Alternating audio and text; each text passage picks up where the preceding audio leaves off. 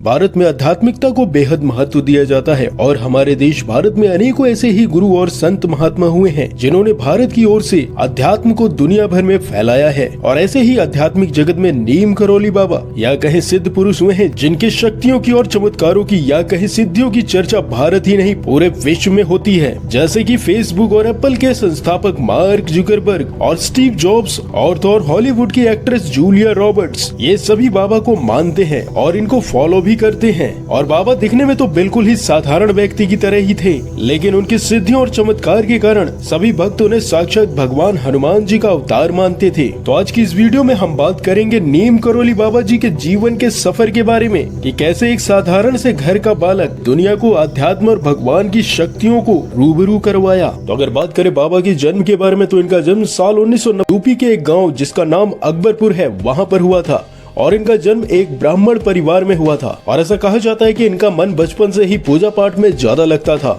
और ये हनुमान जी के बहुत बड़े भक्त हुआ करते थे। वैसे बाबा जी का बचपन का नाम इनके माता पिता जी के द्वारा लक्ष्मी नारायण रखा गया था और इनकी शादी मात्र 11 वर्ष की उम्र में कर दी गई थी। और मात्र जब ये 12 वर्ष के हुए तो इन्होंने घर बार त्याग दिया और सन्यास यानी साधु की वेशभूषा धारण कर ये यूपी और भारत के अलग अलग जगहों में जाकर अपनी तपस्या करना शुरू कर दिए थे। और ऐसे ही अलग अलग जगहों पर तपस्या पूजा पाठ करने के कारण इनको अलग अलग नाम दिया गया था। जैसे कोई उनको लक्ष्मण दास कहा करता था और तो और इनको तिकोनिया वाले बाबा के नाम से भी जाना जाने लगा था। यानी ये जहाँ जहाँ भी गए और तपस्या की वहाँ पर इनके भक्तों के द्वारा अलग अलग नाम लेकर पुकारा जाने लगा था। और ऐसे ही जब ये तपस्या करते करते गुजरात पहुँचे तो वहाँ पर नदी के किनारे ये तपस्या करने लगे, जिनकी वजह से इनका नाम वहाँ पर तलाईवा बाबा के नाम से भी प्रसिद्ध हो गया। लेकिन ऐसा कहा जाता है कि जब इनकी उम्र मात्र 17 वर्ष की थी तब ये बवनिया के मोरबी में तपस्या कर रहे थे और मात्र 17 वर्ष की उम्र में इन्हें आत्मज्ञान की प्राप्ति हुई। और ऐसा कहा जाता है कि यहीं से उन्हें चमत्कारिक सिद्धियां प्राप्त हुई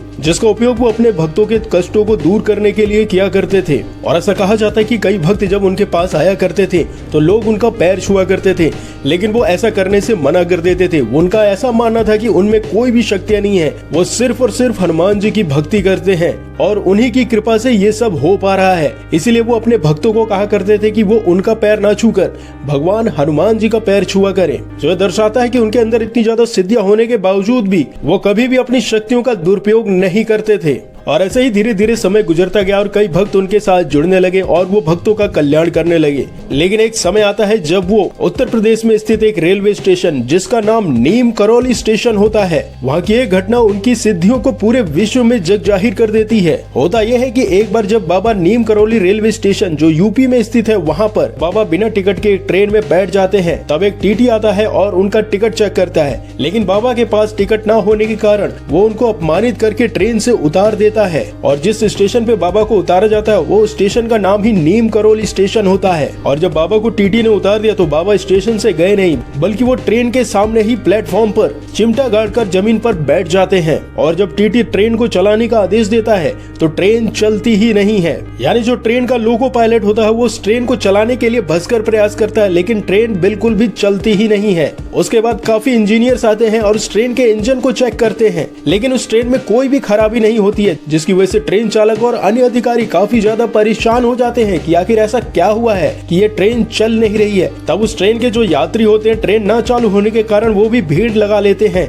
कि आखिर इस ट्रेन में क्या खराबी हुई है। तब उन यात्रियों में से और कुछ ऑफिसर्स में से ऐसे लोग भी होते हैं जो बाबा की सिद्धियों को और उनके चमत्कारों को जानते हैं। और जब कुछ यात्रियों के द्वारा ऐसा कहा जाता है कि टीटी के द्वारा बाबा का अपमान किया गया था, तो उस ट्रेन में जो एक बड़े ऑफिसर होते हैं जो बाबा से परिचित होते हैं, वो खुद अपने साथ ट्रेन चालक को और उस टीटी को ले आते हैं जिन्होंने बाबा का अपमान किया होता है। वो सभी लोग माफी मांगते हैं, तब बाबा मान जाते हैं और उस ट्रेन में वो जैसे ही बैठते हैं वो ट्रेन चलना शुरू हो जाती है। और ये चमत्कार उस जमाने में काफी ज्यादा प्रसिद्ध हो गया था, जिसके कारण से पंडित श्री लक्ष्मी नारायण जी को नीम करौली बाबा के नाम से जाना जाने लगा और तब से उनका नाम बाबा नीम करौली पड़ गया। और ऐसे ही धीरे धीरे समय बीता जाता है और फिर बाबा उत्तराखंड में आते हैं और उत्तराखंड में स्थित नैनीताल का जो जिला होता है वही इनका आखिरी ठिकाना होता है, जहाँ पर बाबा आकर रुक जाते हैं और वो अपना आश्रम बनाना शुरू करते हैं, जिसे आज हम उत्तराखंड में स्थित कैंची धाम आश्रम के नाम से जानते हैं, जहाँ पर बाबा नीम करौली जी की आज भी शक्तियाँ विद्यमान हैं और वहाँ पर दर्शन करने से